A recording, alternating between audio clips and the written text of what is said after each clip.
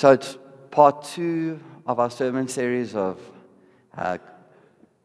family, the church family. Yilton had an awesome word last week on how offense is never given, it's taken, and how to deal with it, and how when we speak negatively over our church leaders or over other people, it can stop them from being blessed.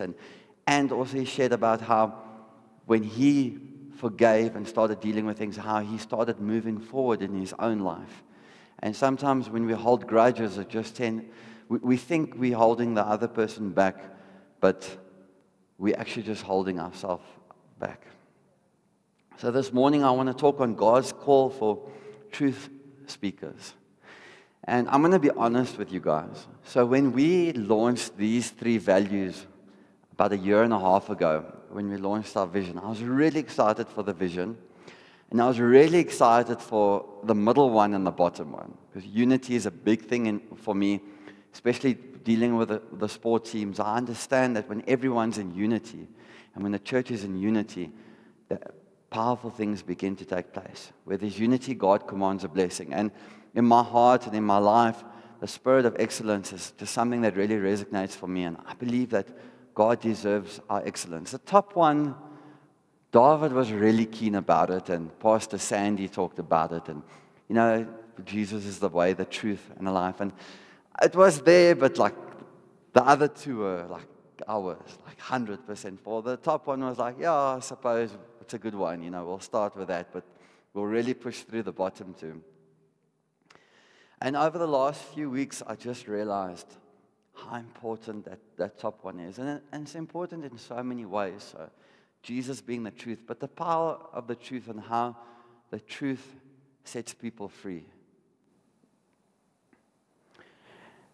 And I feel that that top one is something that Satan's really been attacking in the church, never mind in the world, in the church itself.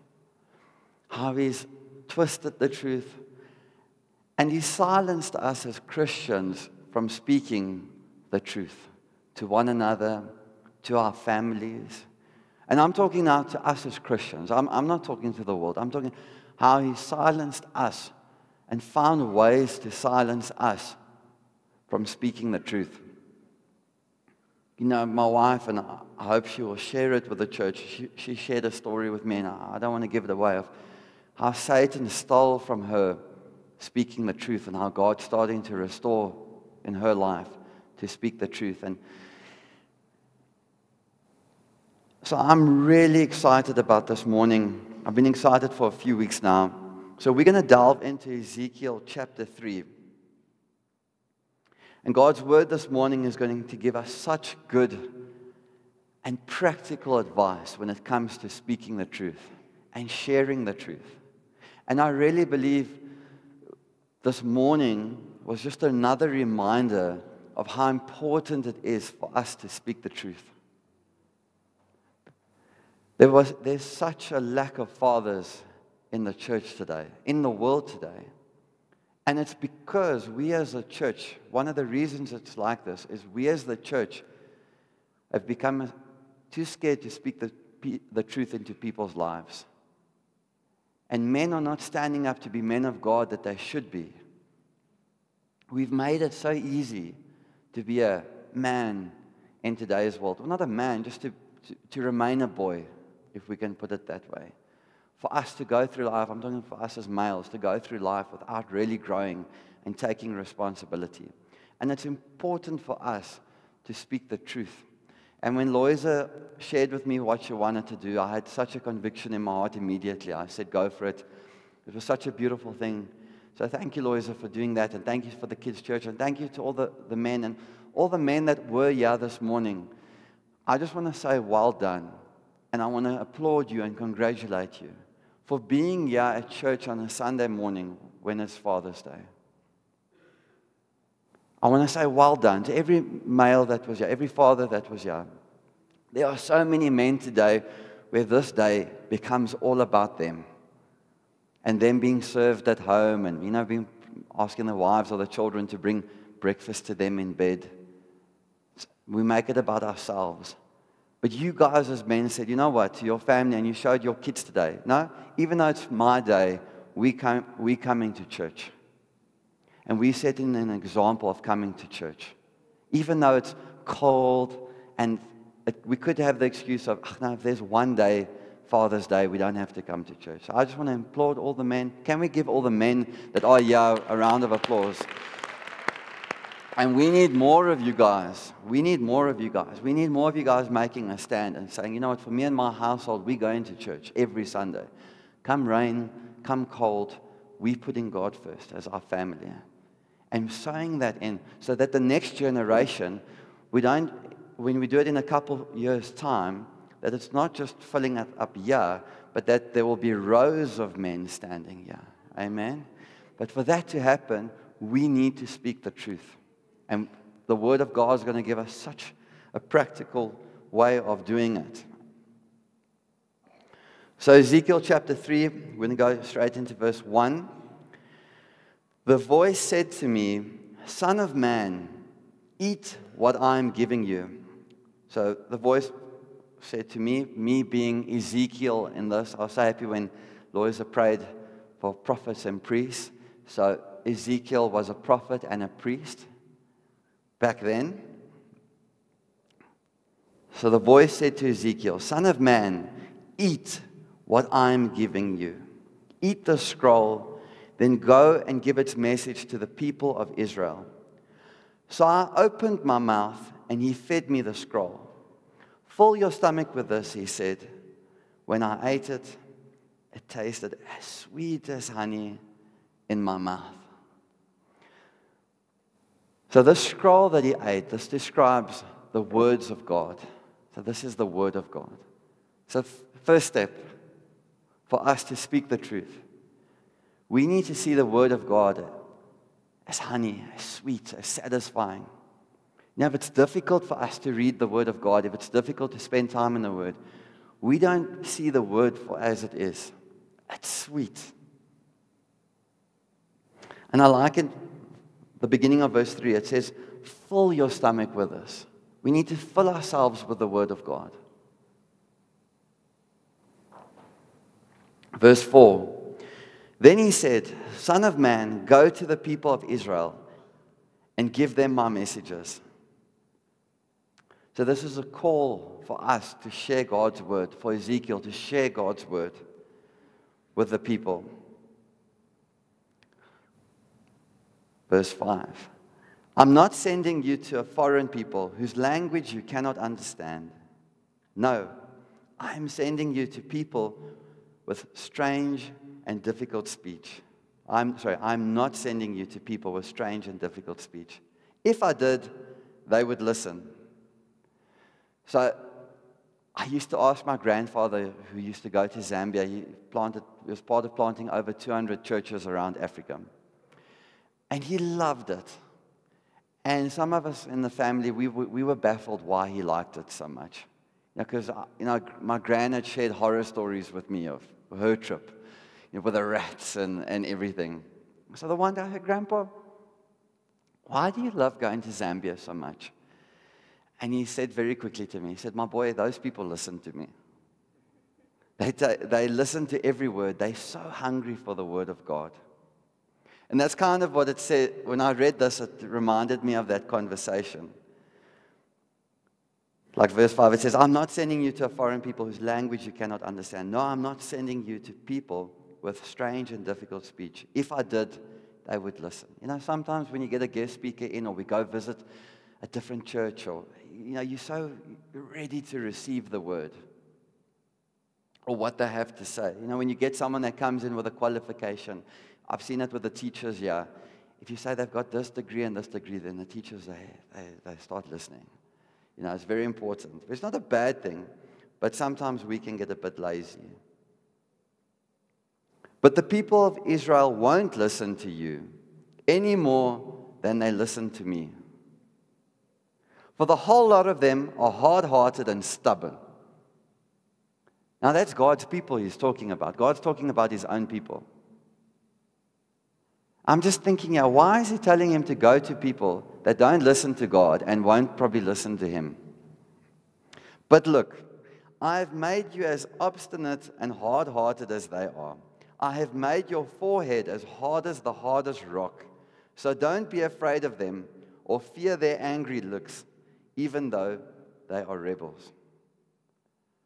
Shame, poor Ezekiel. Imagine getting that assignment from God to go speak to rebels, people that are going to give him angry looks. You know, one thing that's really important for me when I speak to my team is that they listen. And I can see in their face that they're listening. When they just sit there and they get all angry, I start getting irritated because I can see they're not taking anything in. When you can see people are angry, you can see the words just going off their head, and it's not even going in the one ear and out. It's like hitting the one side. So now Ezekiel had to go speak to God's people, or Israel, and he's been warned that they won't listen. So I'm just thinking, imagine getting that assignment, not like, I'm going to be with you, and and their hearts are going to be ready to receive. You're going to go speak to the rebels, and they haven't listened to me, and they're probably not going to listen to you. So what does God say again to Ezekiel? So I want you guys, in this context, to start thinking of the people in your life, your family, your friends, those people that never listen. And verse 10, then he added, Son of man, let all my words sink deep into your own heart first. Listen to them carefully for yourself. So again, before you go speak to your friends, your family, listen to God's words again. Let his words sink deep into your own heart first, and listen to God's word carefully. Listen to his words carefully. So first go spend time with God.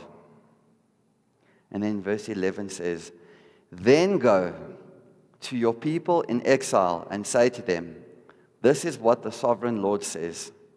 Do this whether they listen to you or not.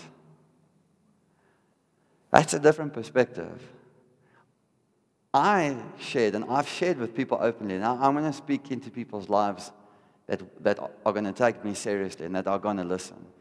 The other word says, you do it whether they listen to you or not. So we have to go share God's word with people no matter what we think the outcome will be. God wants us to still speak into their lives. Romans 10 verse 15 says, and how will anyone go and tell them without being sent? That is why the scripture says, how beautiful are the feet of messengers who bring good news. Isn't that beautiful? How beautiful are the feet of those that go share good news. The good news refers to the gospel and specifically to the message of salvation through Jesus Christ. How beautiful are those that share the word of God, that share the message of salvation with people, that challenge one another about the word of God. How beautiful are the people that say, hey, you're better than this. God's got a calling upon your life. You're better than this. John 8 verse 32 says, and you will know the truth, and the truth will set you free. A lot of the time, we just pray, and I'm not saying we shouldn't pray, and I'm going to go into it a bit later, but we should pray before we go to people. But I don't feel prayer is enough always. Somewhere people need to hear the truth. Somewhere they need to hear where they are wrong or where they need to get to. Because it's only the truth that will set certain people free. It's actually always the truth.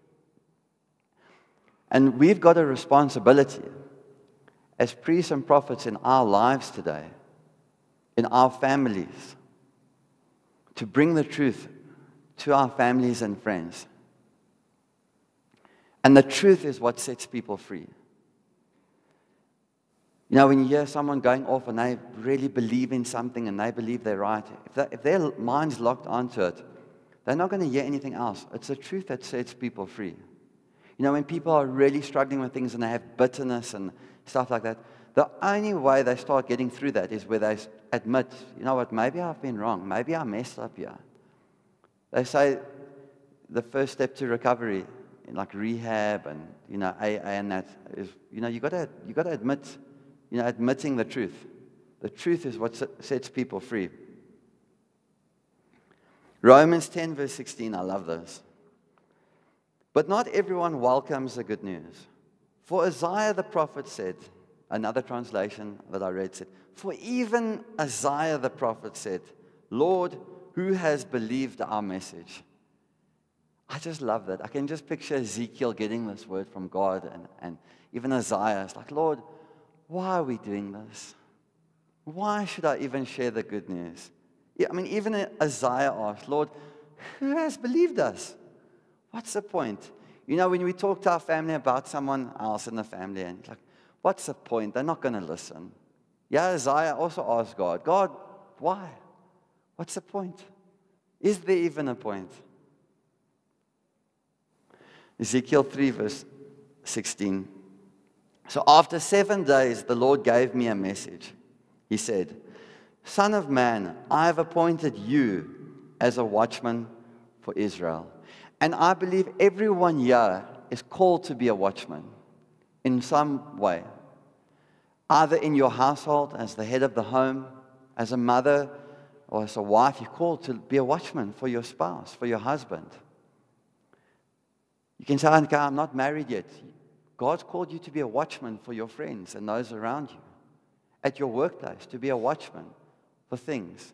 For when Satan tries to creep in, we are all called to be watchmen. In some way, I don't feel that there's anyone sitting here that this doesn't apply to.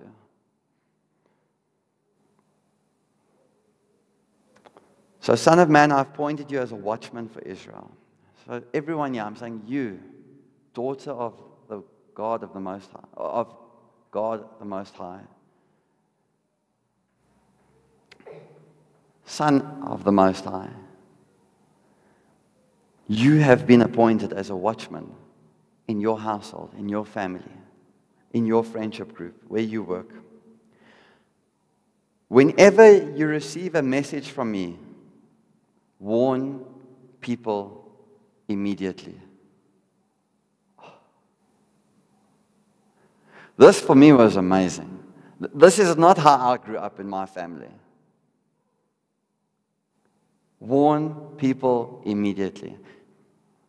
Sometimes immediately might not mean like at that second. Maybe you got to wait for emotions to calm down. But you know, it's got to immediately, I think, kind of means sooner rather than later. Not 2 weeks, 3 weeks, 4 weeks, a year, 2 years. Warn people immediately. Don't leave things. Earlier in the year, I spoke about, are you a peacemaker or a peacekeeper? Peacemakers are called to warn people immediately. When you see things, something in your heart, even in your gut, the Holy Spirit starts working. Warn people immediately. I'm so happy to see my grand sitting forward smiling, because we were chatting about this the other day, Gran. You know, it's so nice to have a grandmother that I can go chat to about these things. And I challenged her, and she thanked me for it. I want to speak to everyone. Do you know how nice it is for us as a younger generation when we can speak to the older generation and they take things well and they say thank you? Do you know how beautiful that is? I want to speak to everyone that's, I don't know, 30, 40 plus. Because even with me, there's also a younger generation that are young. And it's so important that we give them the opportunity to speak into our lives. It gives me so much confidence when my grand says, you know, my boy, thank you for that. Thank you for challenging me on that. When people come to you, parents, if children come to you, don't see them as just kids. You know, sometimes we see kids as, like, I've coached so many of the kids, so you see them maybe from the age of 7, and then you always got this image in your head, it's the little one, and then now some of them are in matric. And then it's like, it's weird, because we don't see them that way, but we've got to allow people to grow. Got to create an environment. Don't leave things. And then, guys, these next verses, you won't believe they're in the Bible. If I warn the wicked, saying, you are under the penalty of death, but you fail to deliver the warning, They will die in their sins, and I will hold you responsible for their deaths. Oh, Lord, I don't want to offend them. God's saying, I will hold you responsible. No, but Lord, I didn't offend them. You know, I was always nice to them. No, they liked me. You know, I was the one that, kept the peace in the family. You know, when they were fighting, I just, hey guys, just leave it. Let's just enjoy the meal. You know, hey, the weekend's coming up. Guys, let's just make sure we have peace. Leave it at home. We'll sort it out another time. If I warn the wicked, saying, you are under the penalty of death, but you fail to deliver the warning, us as watchmen, they will die in their sins, and I will hold you responsible for their deaths. If you warn them, and they refuse to repent, and keep on sinning, they will die in their sins, but you will have saved yourself, because you obeyed me. When it comes between you and God, God's not worried. I'm sure God is worried about the outcome, but when it becomes between you and God, us and God, God's not worried about the outcome of that conversation. But we have a responsibility to go deliver that warning, to go have that conversation. It's a difficult word, guys. All of a sudden, there's a lot more responsibility. And I'm so happy we're having a message like this, because now no one can ever say, I didn't know. So basically, if you've noticed something in your friend, in a loved one, in a colleague, and you don't address it or say anything, they're going to carry on sinning. They're going to carry on doing that, and God's going to hold you responsible for that. You're going to be held responsible for that. If we speak up and we have a conversation with them or chat to them out of love, and they carry on doing that, your part is clear. Your side is clear. And that's between them and God. We'll go into some scriptures later. So again, the outcome of that conversation, we don't have to feel bad. If you've done it and it goes wrong, don't feel guilty. You've done your part. But keeping quiet is not doing your part. Verse 20, if righteous people turn away from their righteous behavior and ignore the obstacles I put in their way, they will die. And if you do not warn them, they will die in their sins. None of their righteous acts will be remembered, and I will hold you responsible for their deaths. I was more going to focus on verse 18 and 19, but when I spent time with this, verse 20, I really liked it because it made a lot of little key bits, made a lot of sense to me and really stood out. That first part where it says, if righteous people turn away from their righteous behavior. So now this is for the people that are serving the Lord, they are in good standing. We are also called to be watchmen for our fellow believers in Christ that are following Jesus. Because it says, and they ignore the obstacles I put in their way, they will die. So God allows obstacles in our walk for us to grow. And if we ignore them, if we don't deal with them, run away from them, it says later on that we will die in our sins. It says, if you do not warn them, they will die in their sins. None of their righteous acts will be remembered, and I will hold you responsible for their deaths. Guys, I was thinking about it. I've been in this church for a long time. I always tell people I came to this church 9 months before I was born. And I've seen from a young boy, because I've been at the family conversations at the table, the lunch table where a lot of the conversations were had. We've had a lot of really awesome people in this church. Good, righteous people that were doing good work for God's kingdom. And they messed up. And it wasn't dealt with properly. And you know what? We don't talk about them anymore.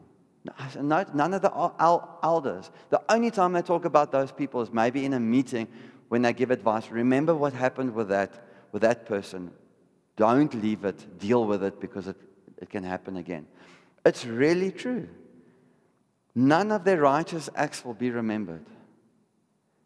I've seen people preach, and the Holy Spirit comes upon us at a youth group where they pray for people and we just start falling over. But because when the obstacles came their way and people did not speak up and correct them and allow them, and they didn't deal with those obstacles, with those challenges, they fell to the wayside, and their legacy is completely forgotten about. We have a responsibility to speak to those that are in right standing with God, not just those that are in sin. But verse 21, but if you warn righteous people not to sin, and they listen to you and do not sin, they will live, and you will have saved yourself too. You will have saved yourself too. So we're called to also speak to righteous people, people that are in right standing. We all have blind spots. I was so grateful. Loisa last week, I won't share what, but she challenged me on one or two of my blind spots. And immediately I said thank you. And the following day I said thank you. And the following week I said thank you. And Loisa, again, I'm going to say thank you. Because yes, I know I'm following God, but it's so important that I surround myself with people that are going to keep me on the straight and narrow and keep me in those righteous acts. And guys, just because we're serving the Lord, or just because we've been serving the Lord longer than some people, don't not allow them to speak into your life. So Ezekiel's role as watchman, required him to warn both the wicked and the righteous. So we, as watchmen, are required to warn, I want to say the godly and the ungodly, the good and the bad. Not just the ungodly, but the godly. Those that do serve the Lord.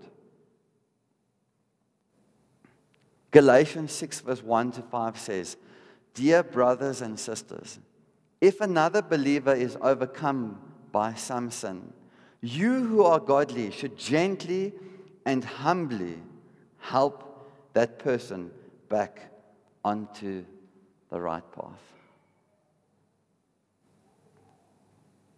So I'm going to talk about both sides of my family. So I use my family a lot. And I know they don't mind most of the time. So I've got my mom's side of the family. So how they dealt with things was,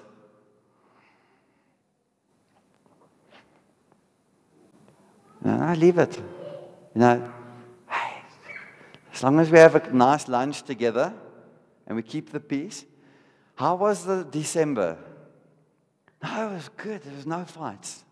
Then they mention the names of the people that usually cause fights. It's good, No one left early, I'll never forget. We've had instances, remember? I'll never forget one of my uncles. They won 6 liters of, 1 liter of cartons of milk in the 6-liter packs. Won a whole lot of milk at a golf competition. Yeah, and then there was a big family fight, and the uncle went and he took all of his milks, loaded it in the car and left. And we didn't have milk for the rest of the holiday because we planned on that milk. And then we've got my dad's side of the family. So they don't leave things, but we are very sarcastic. And we say things, but it causes more damage. You chirp something. So luckily, I know my dad, so I know when it's coming from a place of love. But, for example, the other time when Jade and I hadn't visited my dad and mom in a while, we were busy. So when we went there to watch Liverpool, my dad made a joke. He said, no, to my mom, saying, no, don't give them food. They don't come visit you anymore. They don't love us. Tell them there's no food for them. So I know that's my dad's love language of saying, my boy, please come spend more time with us. So luckily I know that, but that's how the family deals with things. So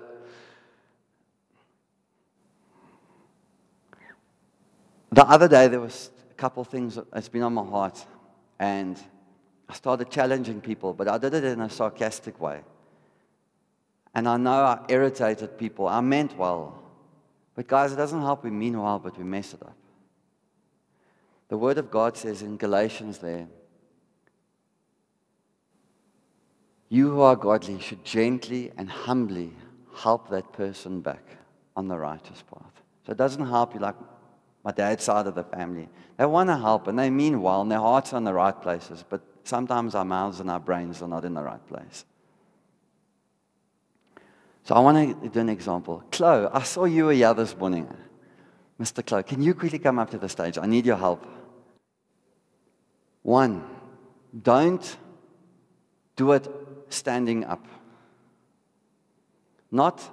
Sorry, if you can quickly stand. So let's say Chloe does something I see that is wrong. I don't go to him while he's busy at work and da-da-da-da-da-da, you shouldn't have done that, da-da-da. That's not how we do it. I go to him, let's say we work together. I'll say, Chloe, tomorrow, can we please have a conversation? I just want to chat to you about something that's on my heart. And usually the person will say yes. If you can say yes, okay, cool. Then we get to that. Okay, we're at the conversation. You can sit down, please. That's a practical way. Ask the person to speak to them later or the next day. It's a great strategy. I'm revealing my strategy that I use with my staff now. Then people start to think, what is it that he wants to talk to me about? And then their heart starts to get ready. Usually they start to hit a panic because they start to think, what have I done wrong? So they're open to receiving. That's just a little tip. It doesn't always work like that, but 99% of the time it does. Then, don't ever have a difficult conversation standing up. Especially as men. You know, we sometimes, it can come across the wrong way. We do it sitting down. So we can maybe go for a cup of coffee. We do it. The next thing, when you do it, don't face the person front on like this, because it looks like you're challenging them. Turn your chair slightly like that, and then have this conversation. Lean in. Make sure your face is calm. And you just chat, and you hear, and you also listen to them in a receiving way. Because now this isn't so challenging. It's more from a place of love and connection. I hope you feel comfortable doing this, even though you're on stage. Not comfortable, but you guys can see what I'm doing. My body posture is really important. You make sure you calm before it, you pray beforehand. Father God, please, Lord, please prepare Chloe's heart for what I'm about to say. And then you do it in this way. And you do it alone, without people. If you're going to do it in your house or a place of coffee or work. But it's done in an intentional way, out of love. And then you have the conversation. And I'm going to give you a couple more tips on how to do it, which I like to use. I don't know where I heard this from, but I would say, Chloe, I would like to chat to you about something. And can I please be honest with you? Usually, most people will say yes. Sometimes I even use language like this. I'll say, Chloe, the reason why I want to chat to you is because I love you enough to have this conversation, because no one else has spoken to you about it. So if you've got a difficult family, you can say that. I say that. Say, no one else in the family will be honest enough to say this to you. I said it to my gran the other day. I said, Gran, no one else would have told you this, but I love you enough to tell you this. Immediately, you get the person's buy-in, and they know it's coming from a place of love. And you ask, so can I please be honest? Another question I ask is, can I share the truth with you, or must I rather not? Most of the time, they will say yes. Because why would people want to be lied to? And then you kind of got them. And then I would chat about whatever is on my heart. But it's done in this way. And it's just so much better. And you chat, you share your heart. And after the conversation, your side is done. You know, thank you, Chloe. That's all I needed you for. Thank you so much. Okay. Can we give Chloe a big round of applause? I could see he was panicking when I called him up there. So that's just a practical way. Do it sitting down. Go give yourself a bit of time. Like it says immediately, but okay, a day or two. Do it out of love. Be smart. The more you do it, the better you will get at it. They say the first time you do something, it's very difficult. The second time you do something, it's still difficult. The 10th time you do it, it becomes normal. It becomes who you are. And we are called to be truth speakers. So it must become normal. It must become normal for us to be that. And the more you do it with people that you really love, it's normally the people you really love that it's the most difficult to do it with. Do it with them. Don't be scared. God will bless you. He will reward you. And let me tell you, people might not like it in the beginning, but they're going to respect you later on for it. And people are going to value that.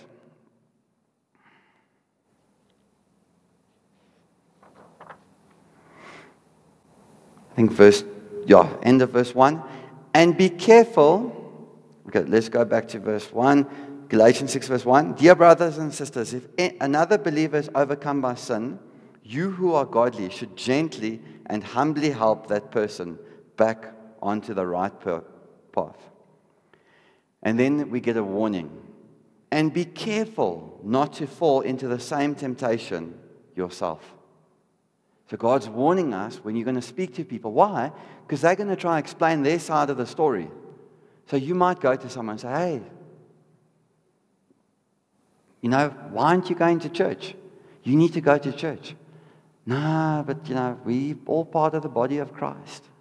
And, that we are the church. And wherever we are the church. I've some men that I've gone to prayer groups. Yeah, the other day I went to a powerful, powerful prayer group with awesome godly men. And that were praying and speaking into my life. And when I asked a guy about what church does he go to, then he gave me this whole long story about how you don't have to go to church. And it was so convincing. Yeah, I thought, this is like... But the Bible says, do not neglect the gathering of the saints. Do not neglect the gathering of the brethren. We are church when we are together, not alone. We represent the church, but we're not the church when we're not together. And it's so easy to fall into that trap. You hear people, there's really clever AI stuff out there that are getting pastors. Hilton mentioned how they're getting pastors and then they use like the pastor's voice and his body to share something. And then they twist the word of God. So be careful, especially in today's day and age. Be careful not to fall into the same temptation yourself. So the truth speakers, when you speak, be careful.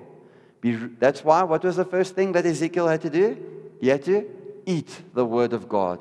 He had to study the word of God. So that when someone comes and they give you false information or the wrong thing, then you know, that's not the truth.